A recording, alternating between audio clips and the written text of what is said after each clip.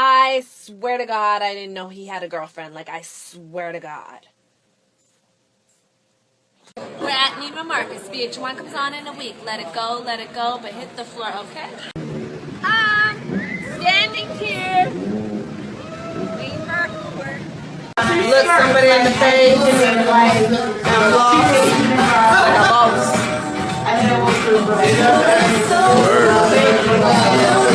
I had no other life other than being a dance mom. I hold her dream when she can't hold it, when she gets discouraged, when she doesn't know what to do. I'll hold it.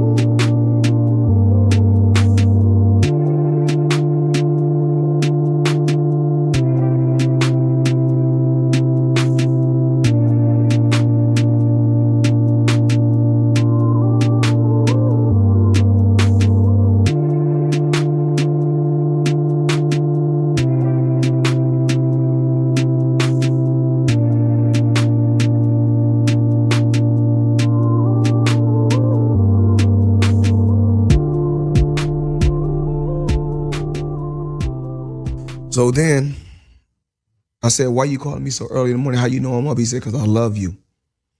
And he said, there's something else you don't know.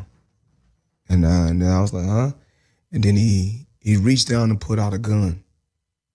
I said, man, what are you doing with that gun? He started shooting, then he shot her. And then he put the gun to his head. And that's what it was. Then I had to bury my best friend. She came to LA on a dream to be a dancer and to be a star, and she's totally on her way. This is Stephanie Mosley, a 30-year-old dancer, actress, and choreographer who had spent her whole life building something real in Hollywood. She had danced for Beyonce. And I couldn't get it. I think that's so sick and filthy with binges I can't spin. She had a role on a hit VH1 show, and she was finally starting to believe her marriage could be saved from the brink of divorce.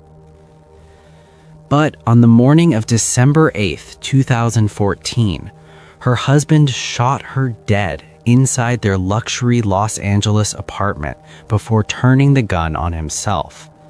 And the whole thing happened while one of the most famous athletes in the world was watching on a video call. Stay with me because the details of this story are something else entirely. To understand how we got to that morning, you have to go back to where Stephanie started, because she was not someone who fell into fame by accident. She was born on February 14th, 1984, in Vancouver, Canada, and she started taking ballet classes at just 2 years old. From the time she was 12 until Stephanie was 18, she trained seriously under an instructor named Rachel Poirier at Dance Mode Productions in Vancouver, alongside other local studios like Pacific Arts Ballet and Kirkwood Academy.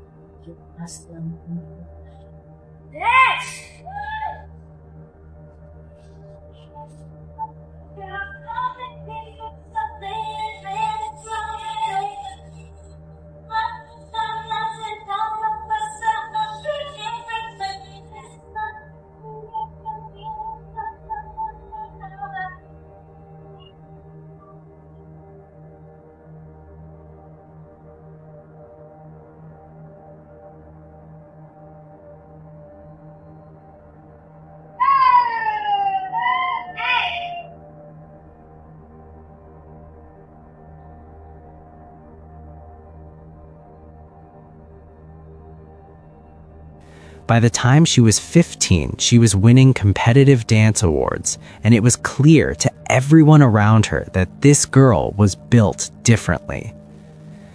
In 2002, at just 18 years old, she packed her life into bags and moved to Los Angeles by herself to chase what she had been working toward her whole life. Stephanie did not know many people out there, but she had the drive, and that got her further than most. She joined a dance group called Best Kept Secret, and from there, doors started opening up fast. I met Stephanie Mosley in 2002. She had just moved to LA. She was a part of a dance group called Best Kept Secret, and my cousin was doing her makeup, and I just thought she was the most gorgeous girl, and she didn't have any friends in LA, and she just had the dancer world. So I decided I'd take her under my wings, and at that time I was headed to college, and I decided I wanted to be a model, so we made a pact, and we decided that we were going to figure this business out and become stars together. And become stars they did, at least in Stephanie's case. Over the next several years, she built a resume that would make any performer proud.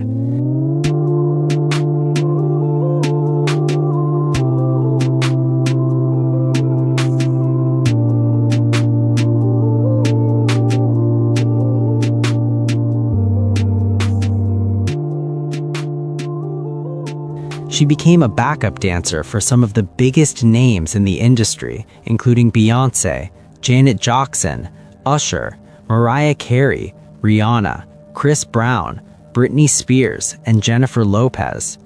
I really didn't have to go to auditions. I didn't have to, I didn't really have to do much. I was in high demand, and I went on tour with Janet Jackson. I went on tour with Jennifer Lopez. I went on tour with Rihanna. I went on tour with Chris Brown. I went on tour with Pharrell. I went on tour with Beyonce. She choreographed scenes for the Twilight Saga Breaking Dawn, appeared in films like Idlewild and Mirror Mirror, and eventually landed a recurring role on VH1's scripted drama Hit the Floor, playing a character called Aurelie, a dancer on a fictional NBA cheer squad. 14 episodes in, she was becoming exactly what she and her friend had promised each other they would be back in 2002.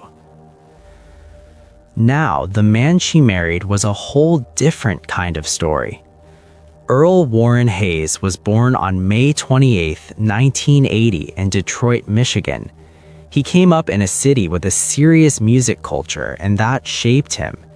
He eventually moved to Los Angeles to chase a career in rap and acting, and while he never broke through in a major way, he made enough of a name for himself in underground circles to attract some serious attention.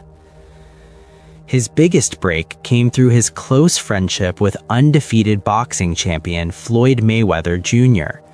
Hayes signed with Mayweather's Filthy Rich Records label and became a full member of the Money Team, Mayweather's inner circle that was always around him during fight camps, public appearances, and media events.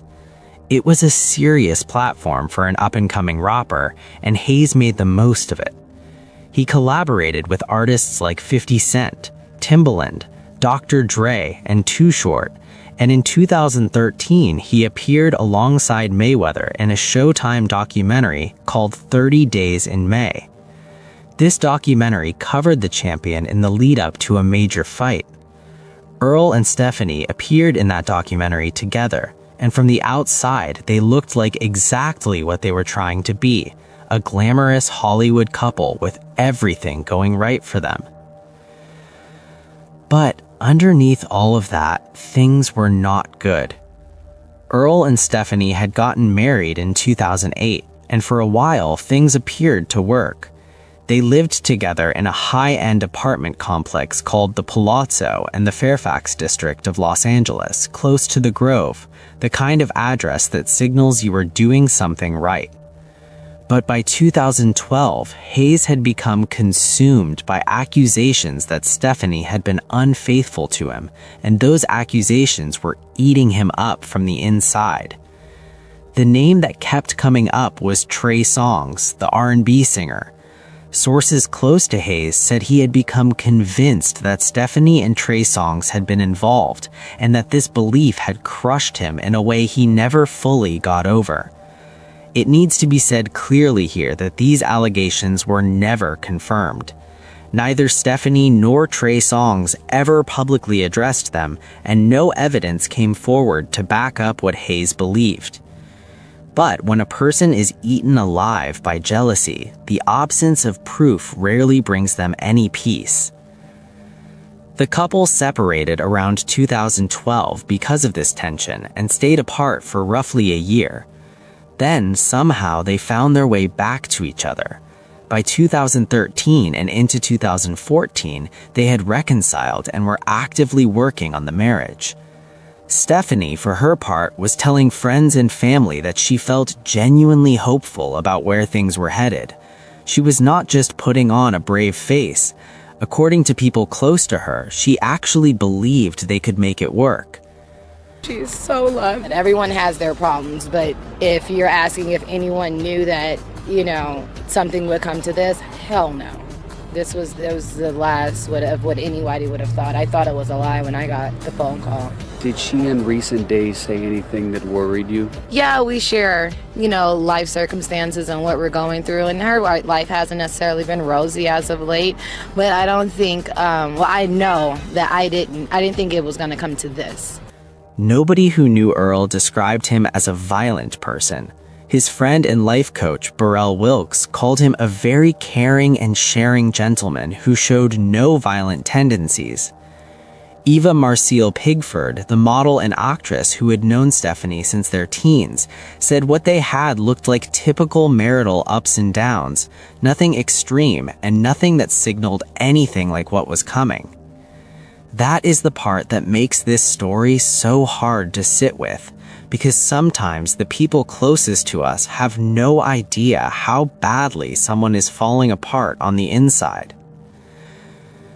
It was just after 7 in the morning on December 8, 2014, when Earl Hayes picked up his phone and opened FaceTime.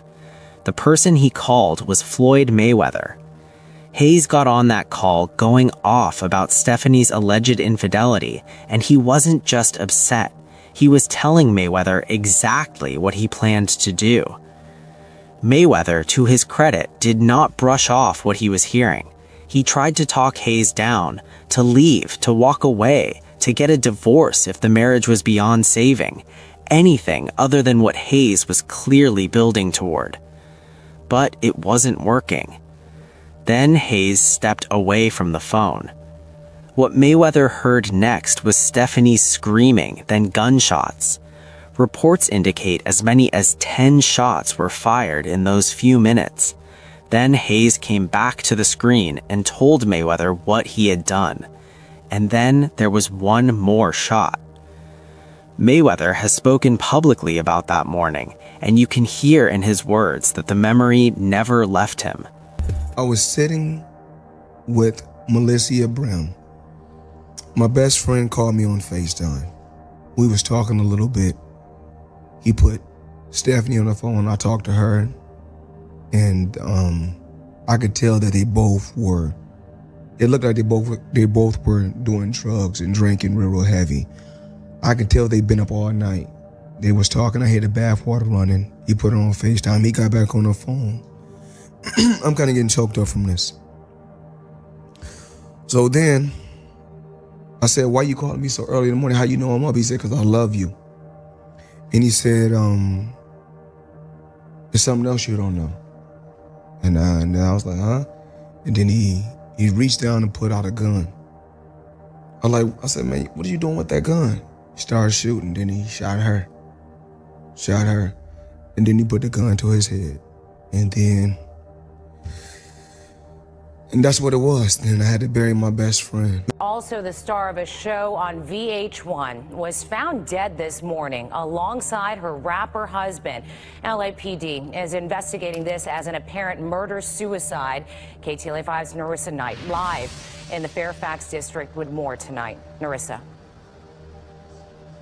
Well, Sharon, Micah, up to 10 shots were fired here at this luxury apartment complex in the Mid-Wilshire area, according to witnesses. And inside one unit, the bodies of two aspiring Hollywood talents were found, a husband and wife, in an apparent murder-suicide.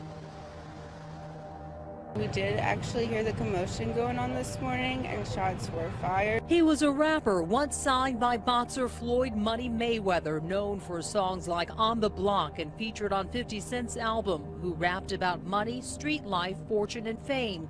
She was a beautiful, aspiring model and backup dancer for Britney Spears, Usher, and Chris Brown, and was a star of VH1's Hit the Floor. She was an amazing girl. She's from Vancouver. She was a prima ballerina. Family friends say 31-year-old rapper Earl Hayes shot and killed his 30-year-old wife, Stephanie Mosley, then turned the gun on himself. Around 7 o'clock Monday morning, police were called to the upscale Palazzo East apartments near the Grove after a neighbor reported hearing a woman scream and shots fired. He said that he heard several shots being fired and a woman screaming.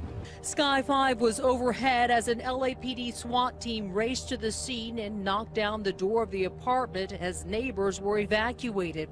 Officers found both bodies inside. Once they tried to get through that door, they heard additional shots. While rumors of Stephanie's infidelity have surfaced, Stephanie's loved ones say though the couple had problems, no one, including fellow model and good friend Eva Pitford, ever thought it'd come to this. No situation's perfect, but nothing to lead to this. Stephanie was an absolute angel. She really was. Everybody she's ever met. She's brought so many of these people into my life. She's connected so many people together. And she's just loved. She will never, ever, ever, ever be forgotten. She is so loved, and it's just too short. No one's seen this coming, because again, Hayes is not a violent guy. This is not the way to exit, and just stand strong for their families. The coroner and detectives just left the scene here about 20 minutes ago. Nothing has been determined or official yet as far as who shot whom. Meanwhile, the condolences are pouring out via social media. A short time ago, Chris Brown Instagrammed a picture of him and Stephanie saying R.I.P. baby girl and that he'd be praying for the family. Hayes' friend tells us that Floyd Mayweather will soon fly to L.A. in hopes of helping comfort friends and family. Meanwhile, the investigation continues. Inside the Palazzo East apartment complex, which housed around 600 units, neighbors were already awake and alarmed. They had heard a woman screaming, followed by what they described as up to 10 gunshots coming from the apartment next door.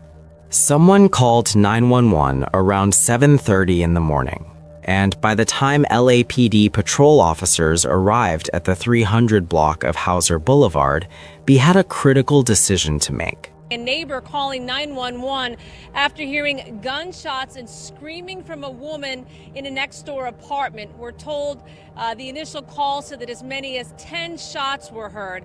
Patrol officers arrived on scene. They entered the apartment.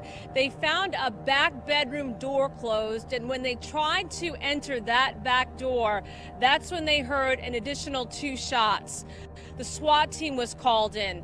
They came in as a precaution, and when At that point, the call was made to treat it as a barricade situation, and a SWAT team was brought in as a precaution. The whole complex went into chaos. Residents on the first 3 floors were evacuated, part of Hauser Boulevard was shut down, and the morning commute in the area was significantly disrupted. When SWAT finally broke through the door and entered, what they found confirmed what Mayweather had already heard through his phone. Both Stephanie and Earl were found dead in the bathroom from gunshot wounds. Stephanie had been shot multiple times, with wounds to her head, torso, and legs. Earl had a single self-inflicted gunshot wound to the head. Paramedics confirmed both deaths at the scene. LAPD moved quickly on this. Based on the evidence at the scene, including the position of the firearm, ballistic analysis, and the witness account from Mayweather, investigators classified it as a murder self-shooting and announced that determination officially on December 10, 2014. Mayweather's team was contacted by detectives the following day. His lawyer agreed to arrange a sit-down, and Mayweather was interviewed by LAPD and gave his account of the FaceTime conversation. No charges were filed against him, as his role in the events was limited entirely to being a witness who had tried, unsuccessfully, to talk his friend out of something that could not be undone. Autopsies were scheduled for around December 10th, with the Los Angeles County Coroner's Office confirming the causes of death as gunshot wounds. Toxicology screenings were ordered, but no results were ever publicly released, which is consistent with how closed investigations like this one tend to be handled. The picture that investigators and sources put together in the days that followed pointed to something that had been building for years. Hayes had never truly gotten over the belief that Stephanie had been unfaithful to him, and those unresolved suspicions had kept eating at him even after their reconciliation. Friends described him as someone who had been devastated and who carried that pain quietly but deeply. It never went away. The tragedy of it is that Stephanie, by all accounts, had been trying to move forward. She had expressed genuine hope to her family in the days before she died and was not giving off any signs that she was in danger. Nobody around her was braced for anything. Everyone who knew them said this was the last thing they could have imagined. That is the cruelest part of stories like this one. The violence does not always announce itself. News of what happened spread through the entertainment industry within hours, and the response was immediate and real. Rihanna posted a photo of Stephanie on Instagram with a simple caption, "R.I.P. Stephanie." Chris Brown wrote on Instagram, "R.I.P. baby girl, danced with me on tour and was always the coolest person." Ashley Tisdale, who had worked alongside Stephanie on the TV show Hellcats, posted on Twitter, "R.I.P. Stephanie Mosley. I'll always remember dancing with you on Hellcats. Such a beautiful, talented soul. God bless your family." Taylor Page, her co-star on Hit the Floor, did not hold back her grief. She posted something emotional and direct, mourning the loss of a friend while making clear she had no intention of sending a peaceful send-off to the person responsible. Then there was Trey Songz. Given everything that had been reported about Hayes' accusations against him, his tribute was one of the most closely watched responses of all. He posted on Twitter on December 9th, "R.I.P. baby girl. Once an angel on earth, now watching over us from heaven. You'll be missed but never forgotten. Love." VH1 released a formal statement expressing sorrow for the loss of Stephanie as part of the Hit the Floor family, adding that they would not be commenting further out of respect for all parties involved. James LaRosa, the show's executive producer, put it differently and more personally, urging people to remember Stephanie for the light she brought, not for the way she left. Tonight, friends are still stunned over this deadly shooting. KCAL 9's Brittany Hopper is live in the Fairfax district with that story tonight. Brittany. Elsa, the crime happened at the apartment complex behind me. Now, friends tell me that the victim moved down here to LA when she turned 17 to pursue her dreams. They also say they are shocked this happened. Like I said, everyone has their problems, but if you're asking if anyone knew that, something would come to this, hell no. Friends say 30-year-old Stephanie Mosley say her husband, Earl Hayes, shot and killed her before killing himself. She came to LA on a dream to be a dancer and to be a star, and she's totally on her way. Mosley was on the show Hit the Floor on VH1. Her husband, Earl Hayes, was well known in the music industry. Representing Aftermath Music, Mosley Music Group. Hayes was signed with boxing champs Floyd Mayweather Jr.'s money team. A source tells me the two were best friends and that Mayweather may have actually been on the phone with Hayes during the murder-suicide. Rapper 50 Cent tweeted, "R.I.P. to Hayes, Floyd, you my little brother," in which Mayweather retweeted. Neighbors say they heard at least 10 shots from the couple's apartment in this gated community not far from the Grove. But Stephanie was a beautiful person and she's going to be extremely missed. Back in British Columbia, the dance community that had first known Stephanie as a teenager was devastated. People in Vancouver's dance world remembered her as a phenomenal dancer who had come up locally before making it in Hollywood, and they held vigils in her memory. Her family, who she had stayed close to and visited regularly throughout her career, was left to grieve the loss of someone who had just been optimistic about the future. Her colleagues remembered her in a way that was almost impossible to fake. She was not just talented, but genuinely warm, described as a wonderful person who was professional, giving, and a huge light in any room. Her dance teacher, Rachel Poirier, remembered how Stephanie had once quietly asked her not to judge her for choosing commercial dance over classical ballet, a small moment that told you everything about how thoughtful she was. Nobody who knew her had anything bad to say, and that's just the kind of person she was. Stephanie has a light that will always shine, no matter if she's on this earth or not. We always pay our homage to Stephanie, and a piece of her is inside all of us. She was the first thing anybody ever saw about Hit the Floor. That first teaser with the girl going backwards, seemingly going backwards, but she wasn't going backwards because she was so dope. It looked like she was going backwards, but she was actually doing that in real life. That was Steph. There is no Hit the Floor without Steph. A GoFundMe memorial fund was set up by her Hit the Floor colleagues in the days following her death, and it raised over $8,700 for her family, a small but meaningful gesture from a community that wanted to do something when there was nothing much left to do. In the years that followed, the story did not entirely go away, and part of the reason was that the ongoing beef between Floyd Mayweather and 50 Cent kept pulling it back into the spotlight. In 2018, during one of the many rounds of their public war, 50 Cent publicly accused Mayweather of contributing to the tragedy, suggesting that Mayweather had handled the situation badly during that FaceTime call, or had even had his own affair with Mosley. These were serious accusations, but it's important to be clear, none of them were ever backed up. The official investigation had already closed years earlier, and the timing of the accusation, right in the middle of a bitter celebrity dispute, made it hard to take at face value.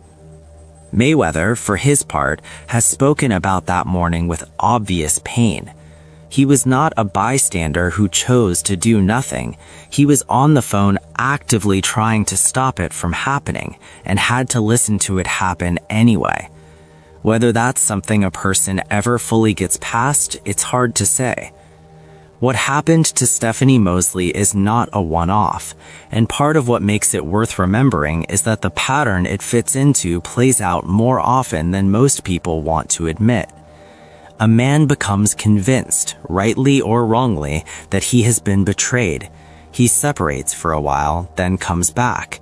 And when the jealousy refuses to stay buried, he makes a decision that destroys everything around him, including himself.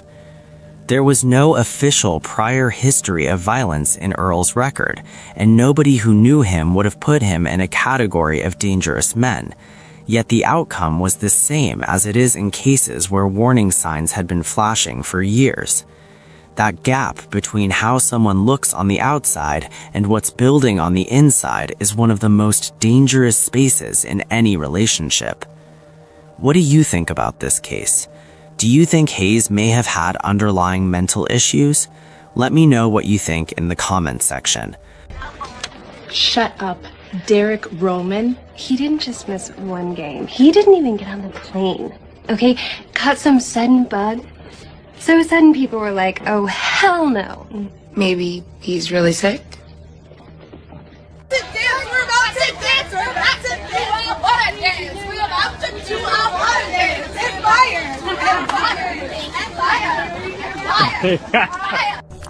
Hey guys, we're here rehearsing for PCD Lounge in LA. That's Stephanie. What up? Also, click on one of the cards on your screen to see more videos like this. See you in the next one.